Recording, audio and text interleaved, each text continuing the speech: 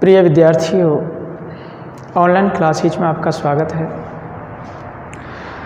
देखो बच्चों,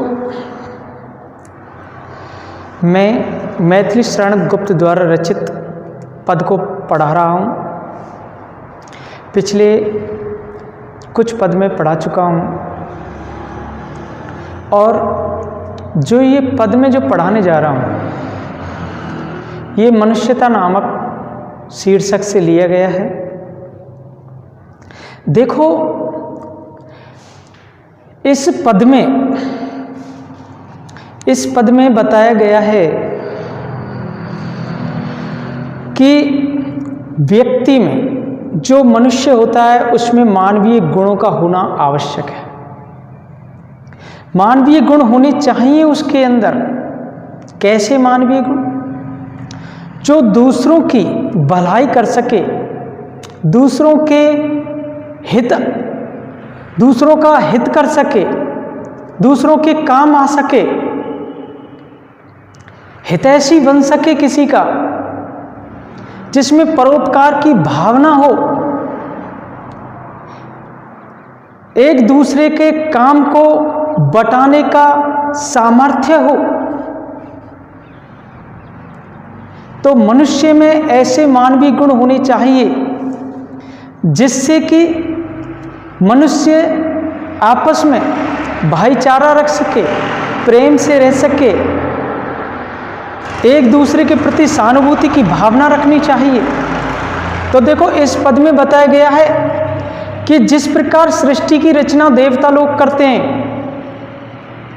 और उस सृष्टि को चला रहे हैं, जो देवता इस सृष्टि को चला रहे हैं और अपने अपने कार्य में निपुण हैं और श्रेष्ठ कार्य करने के लिए तत्पर हैं और श्रेष्ठ कार्य कर रहे हैं, उसी प्रकार इस पृथ्वी के जो लोग हैं, मनुष्य हैं, मानव है, उन्हें भी उन देव लोगों का, उन देवताओं का अनुसरण करना चाहिए। उनकी तरह ही एक दूसरे के कार्य में सहायता करनी चाहिए, सहयोग की भावना होनी चाहिए, जिससे कि ये संसार भी एक देवलोक के समान बन जाए।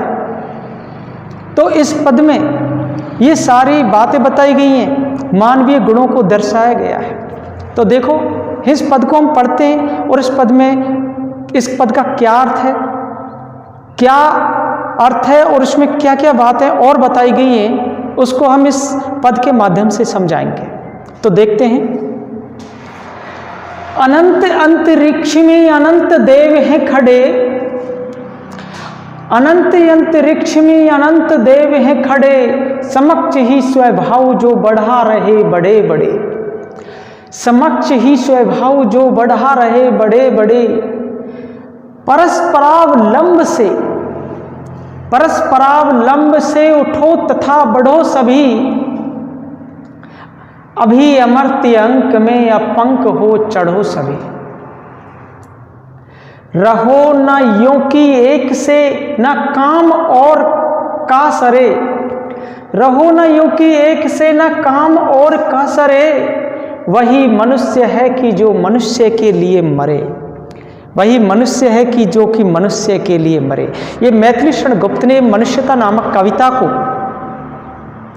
बहुत ही अपने हृदय से रचना की है और इसमें मानवीय गुणों को बहुत ही अच्छी तरीक़ा से दिखाया गया है। तो देखते हैं। देखो, इसमें कुछ कठिन शब्दार्थ हैं। इसमें अनंत का मतलब होता है असीम, सीमा रहित, विस्तृत, विशाल, जिसकी कोई सीमा नहीं होती है, वो होता है असीम, अनंत।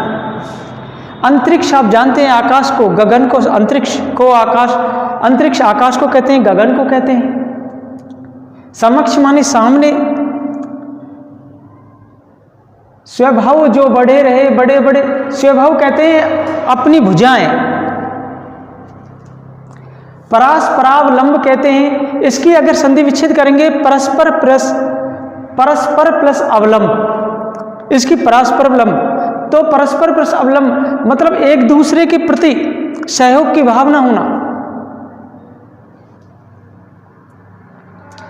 अंक माने गोद, अपंक कहते हैं एकदम पवित्र निर्मल, पंक माने कीचड़ गंदा, उसमें ए उपसर्ग लग करके इसका विलोम कर दिया है। तो देखो अपंक पंक को अपंक बना दिया। पंक का मतलब कीचड़ या गंदगी, और अपंक का मतलब निर्मल स्वच्छ पवित्र, ये बताया है। तो देखो इसमें ये कठिन शब्दार्थ थे जो कि मैं अब इसका अर्थ करके बता देता हूं। अनंत अंतरिक्ष में अनंत देव हैं खड़े, समक्ष ही स्वभाव जो बढ़ा रहे बड़े बड़े। इसमें परस्पर सहयोग करने, एक दूसरे का हाथ बटाने जैसा आचरण करना, ये मनुष्यता का लक्षण बताया गया है। यही मानवीय गुण बताए गए हैं कि एक दूसरे का सहयोग करना ये मनुष्य का सबसे बड़ा गुण होता है। तो देखो कवि मैत्रीशरण गुप्त जी कहते हैं कि इस विस्तृत अंतरिक्ष में, असीम अंतरिक्ष में, अनंत आकाश में अनेक देवता विद्यमान हैं। इस असीम आकाश में अनेक देवता विद्यमान हैं। वे सब एक दूसरे के सामने अपनी भुजाएं बढ़ा रहे हैं। वे सब एक दूसरे के सामने अपनी भुजाएं बढ़ा रहे हैं तथा एक से बढ़कर एक श्रेष्ठ कार्य कर रहे हैं। भुजाएं बढ़ाने का मतलब है एक से बढ़कर के एक श्रेष्ठ कार्य करना। वे एक से बढ़कर के एक श्रेष्ठ कार्य कर रहे हैं। समक्ष स्वभाव जो बढ़ा रहे बड़े बड़े, वे सभी के सामने श्रेष्ठ से श्रेष्ठ कार्य कर रहे हैं। देवता लोग हैं जो अंतरिक्ष में व्याप्त हैं, वो देवता, उस आकाश में जो देवलोक हैं, वे एक से बढ़कर के एक श्रेष्ठ कार्य कर रहे हैं। परस्परावलंब से उठो तथा बढ़ो सभी, अभी अमर्त अंक में अपंक हो चढ़ो सभी। देखो इस तरह वे परस्पर सहयोग से, एक दूसरे के सहयोग से सृष्टि के काम कर रहे हैं। एक दूसरे के सहयोग से सृष्टि का संचालन कर रहे हैं वे लोग। और कवि कहना चाहता है कि हे धरती के लोगों, हे मानव पुत्र, हे मनुष्य, तुम भी एक दूसरे के सहारे उठना सीखो। तो मैं भी एक दूसरे के साथ सहारे उठना चाहिए और सभी को आगे बढ़ना चाहिए। उन देवताओं का तुम अनुसरण करो, उनकी तरह ही जिस प्रकार वो सृष्टि का संचालन कर रहे हैं, तुम भी इस पृथ्वी का संचालन करो, आगे बढ़ो, एक दूसरे के साथ उठो।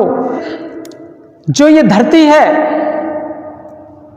इस धरती पर, इस धरती की जो निर्मल गोद है,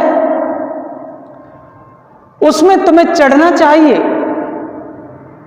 अर्थात जो ये पवित्र धरती है उसके तुम मनुष्य हो, तो उस मनुष्य बनकर के, अर्थात अपने अंदर मानवीय गुण समाहित करके इस धरती को और भी पवित्र कर दो।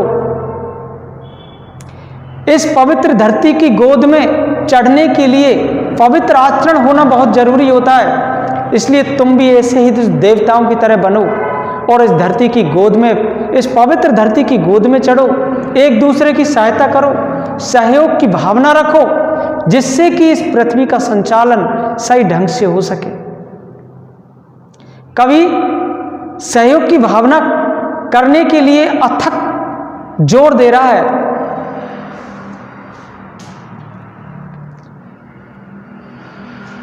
कवि का कहने का भाव यह है कि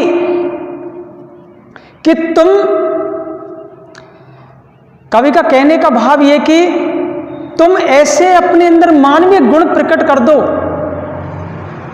देवताओं के जैसे, जिससे कि ये सृष्टि पूरी तरह प्रसन्न रहे, खुश रहे। रहो ना यूं कि एक से ना काम और का सरे, वही मनुष्य है कि जो मनुष्य के लिए मरे। देखो कवि मैत्रीशरण गुप्त जी अपना संदेश रूप में कहना चाहते हैं कि तुम सब मनुष्य ऐसे बनो कि आपस में एक दूसरे के बिना कोई भी काम तुम्हारा सर नहीं हो। बिना एक दूसरे के कोई काम संभव ही ना हो सके। अर्थात एक दूसरे का काम सभी साधते रहें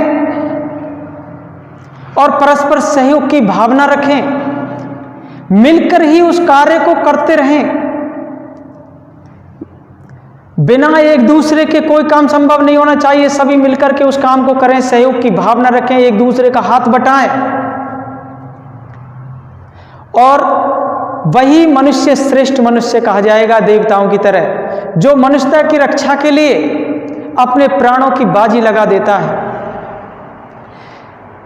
मनुष्यता की रक्षा के लिए अपने प्राणों की बाजी लगा देता है, अपने को उत्सर्ग कर देता है,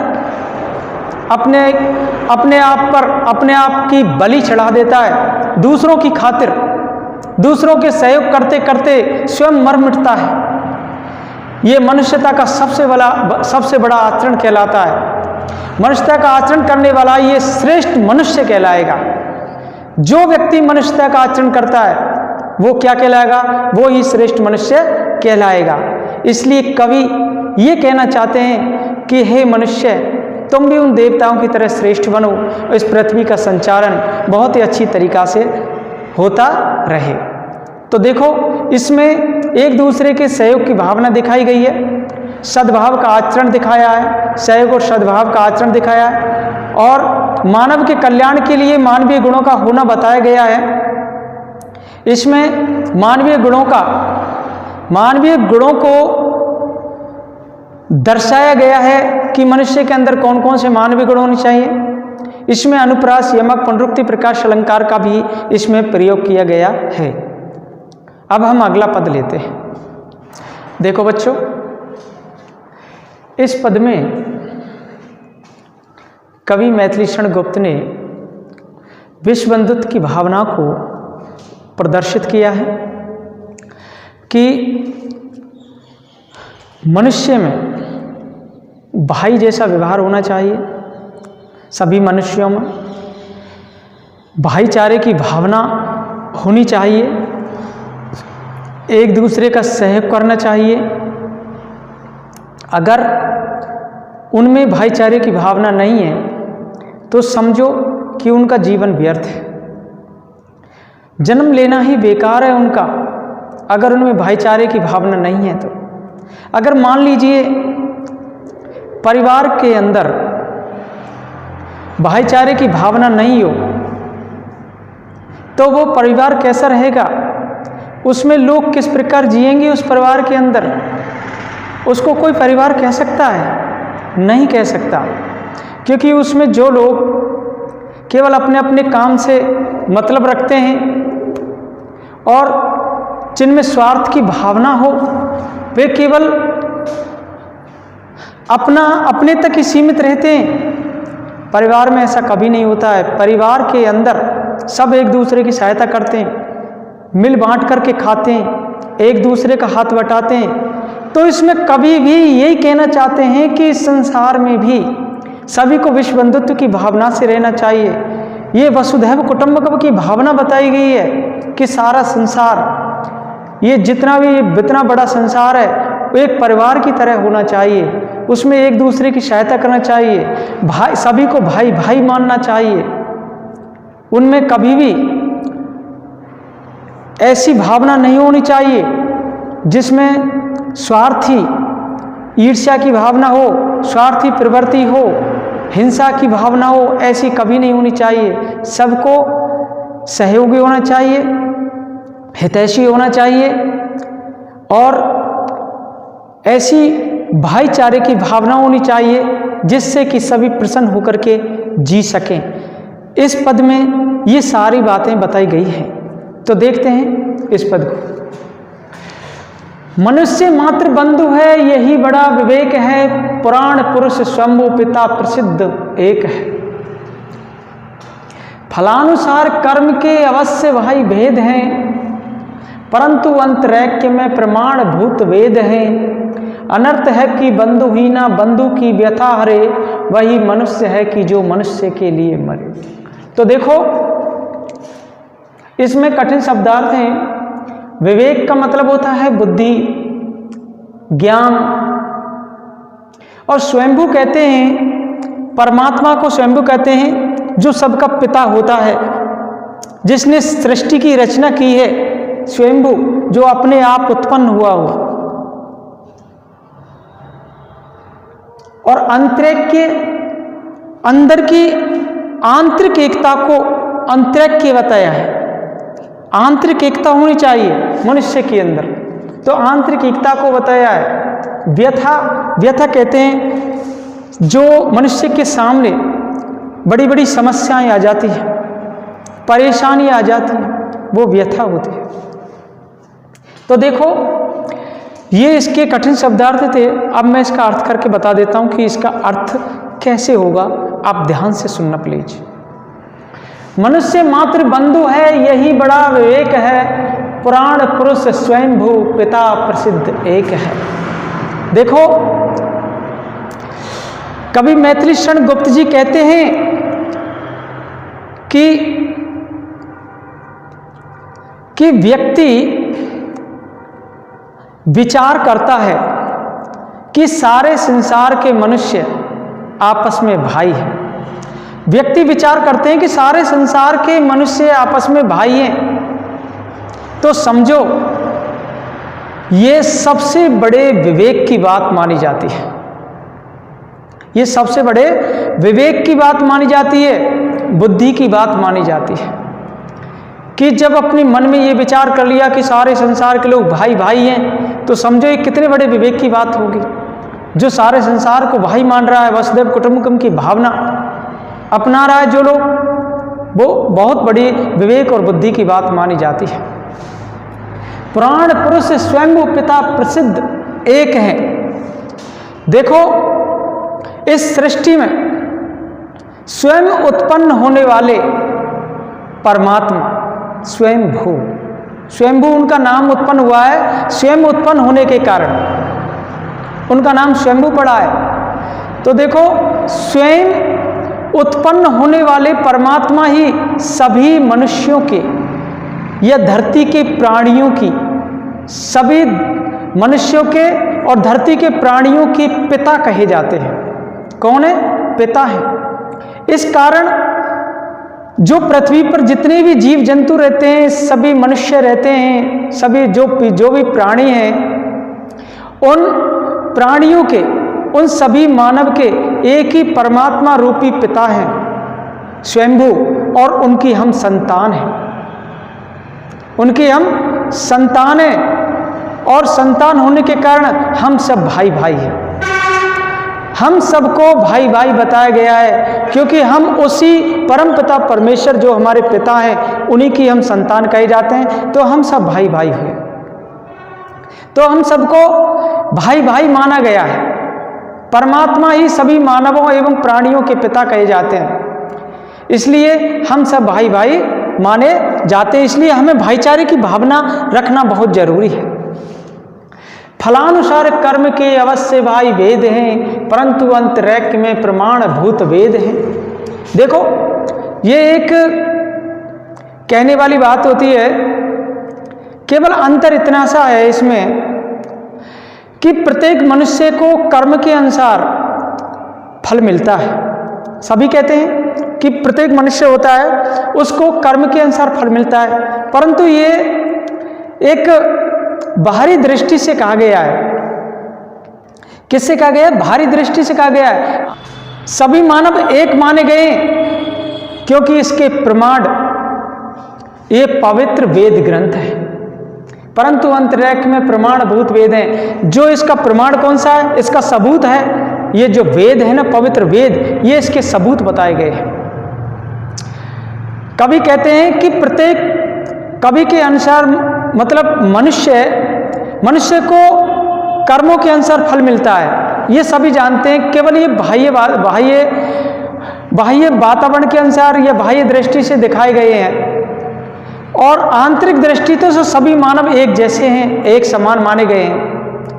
ये इसके प्रमाण वेदों को माना गया है। इसका प्रमाण है जो वेदों को माना गया है। ये जो पवित्र वेद ग्रंथ हैं, इनको इसका सबूत माना गया है कि सभी मनुष्य अंदर से एक समान हैं। अनर्थ है कि बंधुहीना बंधु की व्यथा हरे, वही मनुष्य है कि जो मनुष्य के लिए मरे। तो देखो, कवि कहते हैं यदि एक भाई अर्थात एक मानव दूसरे मानव की परेशानी, समस्या और व्यथा को दूर नहीं कर सके तो ये बड़े ही अनर्थ की बात कही जाती है। जब एक मनुष्य दूसरे मनुष्य की सहायता नहीं करे, उसकी व्यथा को दूर नहीं करे, उसकी समस्याओं का निपटारा ना करे, तो ये बड़े अनर्थ की बात है, क्योंकि वो भाई है और भाई, उनके लिए भाई का सा आचरण करना चाहिए, भाई माना है तो कवि कहते हैं कि प्रत्येक मानव को अपना भाई समझकर उसकी व्यथा दूर करने से ही मानवता का हित हो सकता है, मानव का कल्याण हो सकता है। ऐसा आचरण करने वाला व्यक्ति मनुष्यता से युक्त माना जाता है और जो मनुष्य है उन मनुष्यों की भलाई के लिए अपने प्राणों को न्योछावर भी करना पड़ सकता है। कवि ने ऐसे व्यक्ति को ही सच्चा मानव माना गया है जो दूसरे के हित के लिए, जो दूसरों के हित के लिए अपने प्राणों का न्योछावर कर देता है, अपने प्राणों की बलि दे देता है, वो ही एक सच्चा मानव माना है कवि ने। तो देखो, ये जो पद है इसमें मानवतावादी विचारों को दिखाया है। कैसे विचारों को? मानवतावादी विचारों को दिखाया गया है, विश्व बंधुत्व की भावना को दर्शाया है और अनुप्रास, काव्यलिंग अलंकार का प्रयोग किया गया है। धन्यवाद।